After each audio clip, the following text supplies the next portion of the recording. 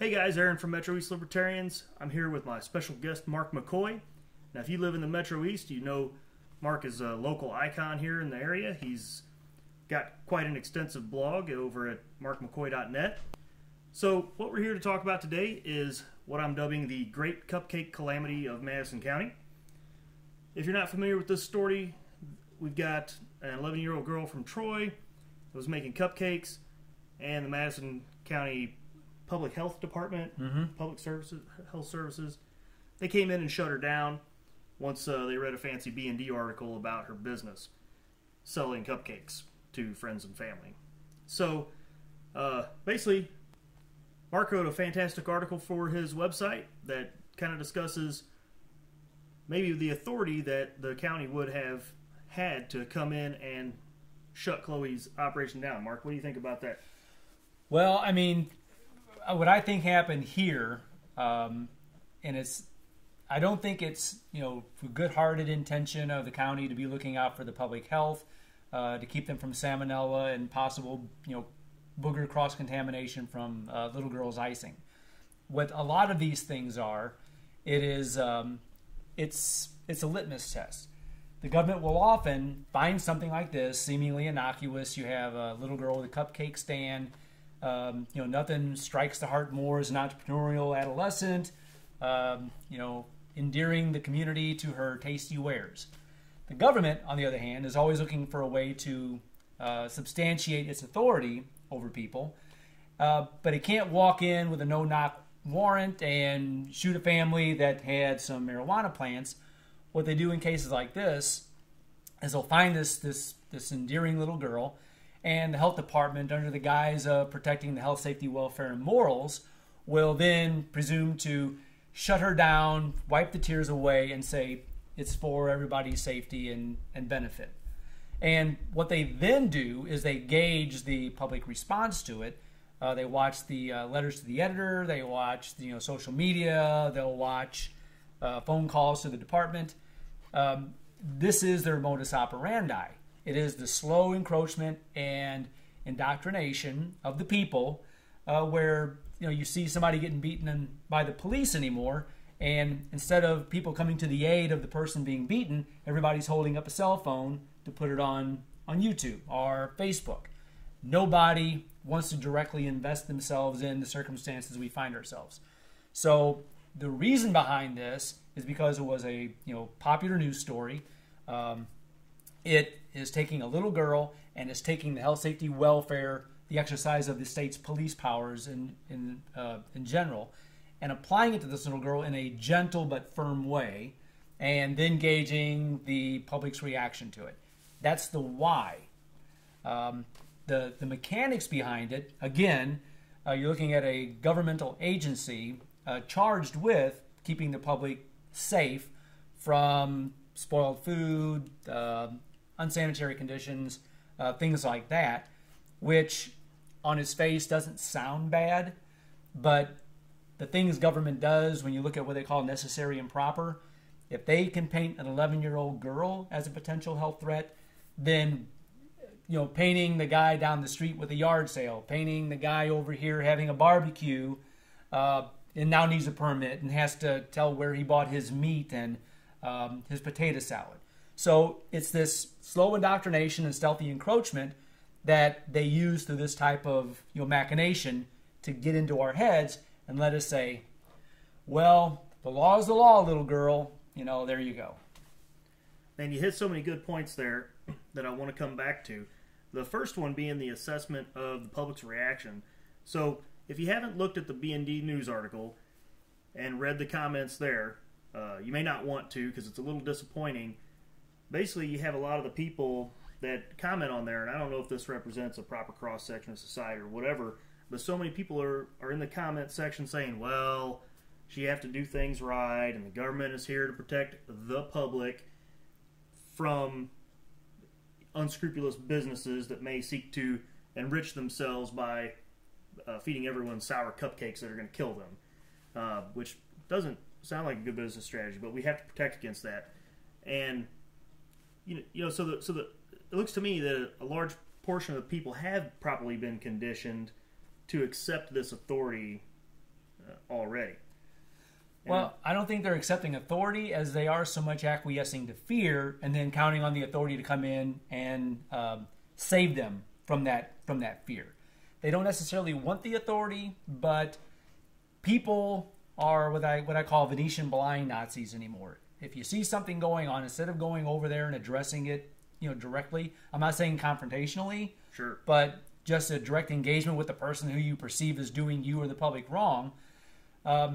Now they resort to picking up the Venetian blind, dialing 911. The cops show up. We've got an anonymous tip. And I don't know if that's what happened in this case. I think the story read that there was a woman that either had done something in a previous story or whatever.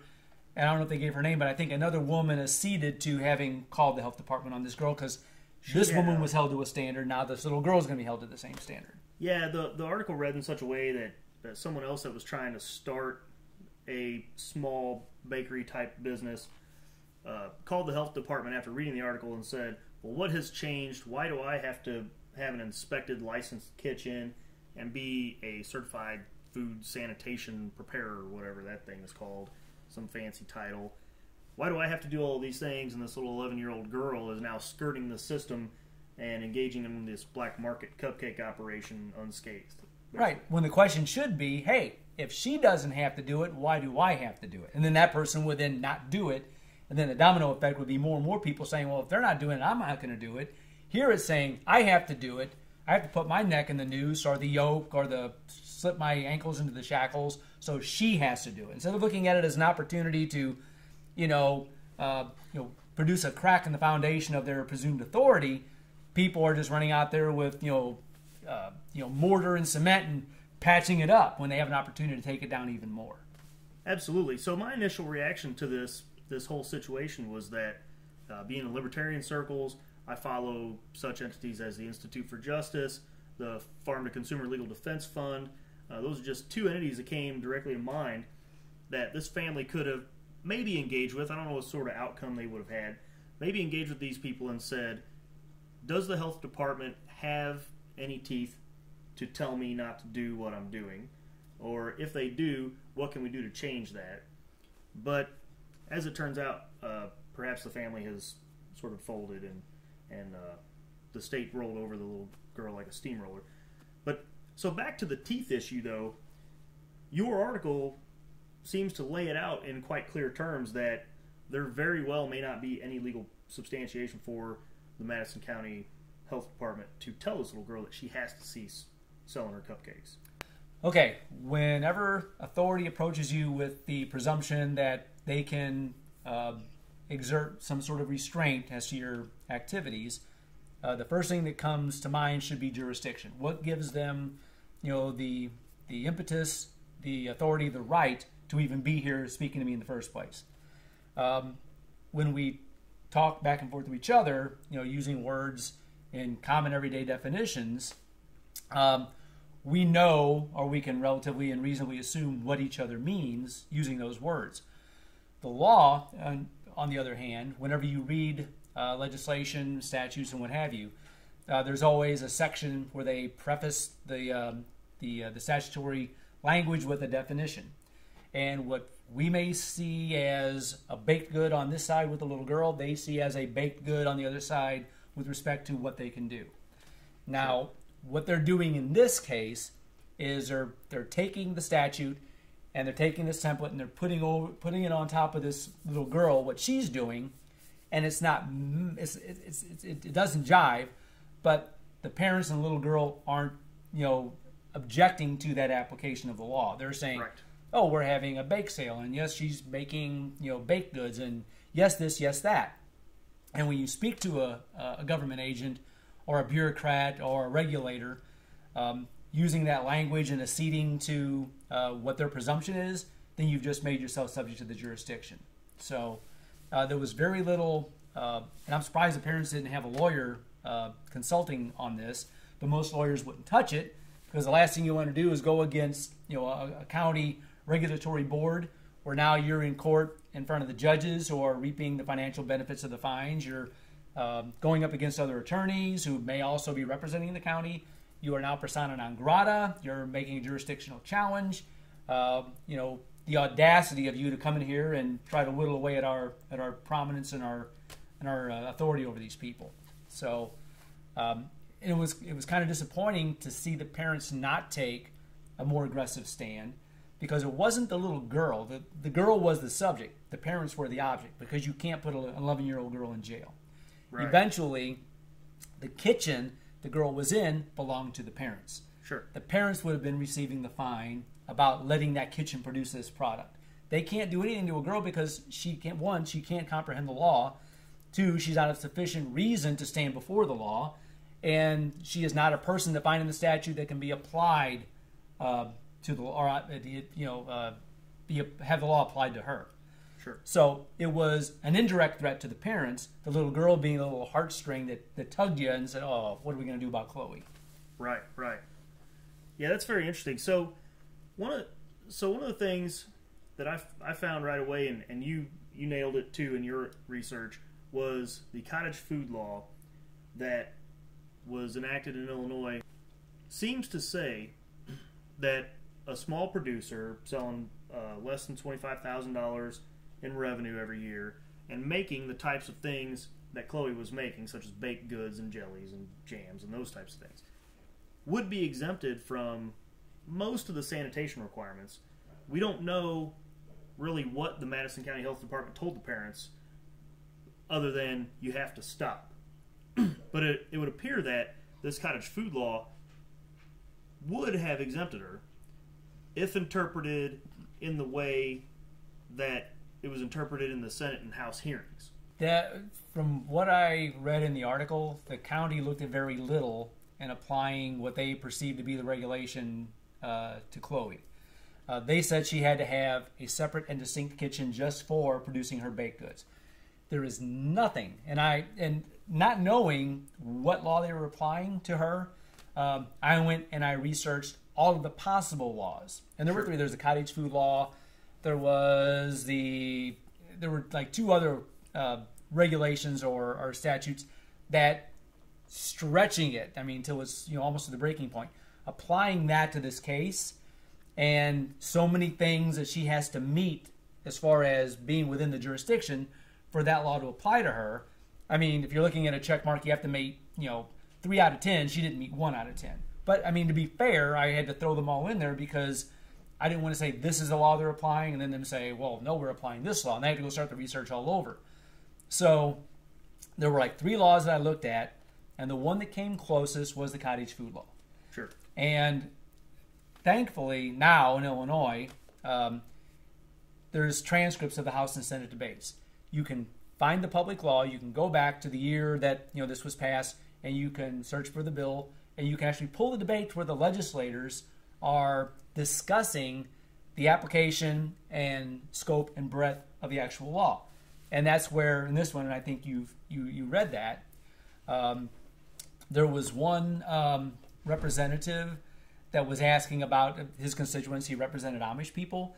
He had questions about church bake sales, and I don't want to draw unfair inferences here, but in my opinion, the representative that was supporting the law, looking at the transcript, he was kind of like backpedaling a little bit, saying, well, no, it's not going to apply. Those people are already exempt. That's right. No, well, the Amish, this and that. Church bake sales, they're already exempt. Well, the cottage food law doesn't address church bake sales. It does not at all. So how are they exempt, except by absence of inclusion? How are they exempt? Right. He misspoke. They are not exempt. They are just not included. They're not the law. Right. No, none of the laws embrace them. Therefore, they're outside of the jurisdiction of them to enforce anything. Right. So that's what he meant by exempt. It doesn't mean that here the law says you can do this. It means nothing in the law says that you can even do anything to them. Well, I think he specifically said that we feel they are exempted under current law. That was the Amish. That was only the Amish. Okay. Uh-huh. He said as far as the church bake sales, they're already exempt. They're already exempt. Yep. Okay. And the Amish may or may not, depending on, if they're selling their things at a farmer's market, then they would not be exempt. If you take your wares, because they created the farmer's market paradigm, Right. Once they create that and you engage that, they can control how that is, regulated. Right. So if you're selling something out of your house and you're not engaging the public, what if you baked a cake for your relatives and they said, "Hey, come on over. Aaron's got some really good cakes." Right. And me not being a relative, and it's like, well, the place looks clean. I eat a cupcake, I get sick. Guess what? Caveat emptor. Buyer be, and I didn't even buy it from you if you give me a cupcake. Right. I mean, Right. The illogical implications of this. If you go to somebody's house and you eat something they've made and you get sick, now there's already the civil tort remedy in state court that you can pursue, but you don't go calling the county health department because you served me bad potato salad. That is the stretch of what they're doing with this little girl. Well, that about covers it. We've got a whole bunch of issues here. We've got the government coming in and squashing entrepreneur spirit. In this economy, in theory, we're supposed to be protecting our entrepreneurs instead of stopping them. We've got a likely case of the government overstepping its authority, where they don't actually have a law to apply to these people. And then the bottom line is, in my opinion, people need to get more engaged. They need to say no when the government comes to them. First of all, question them, find out what authority they have, push back as much as they can. I don't know about an $80 a week cupcake business, but still, government intrusion where it doesn't belong needs to be fought. And people, we've got to redo the laws in our state, in our country, move the needle back toward freedom, away from authoritarianism. Guys, I want to thank Mark for coming. Special guest. Very privileged to have you here. Thank you. Thanks for having me. Appreciate all your work here. Guys, go to Mark's website. It's linked below. You're going to find a ton of stuff that you're going to like. Subscribe to our channel so you get updates on this, and thanks for watching.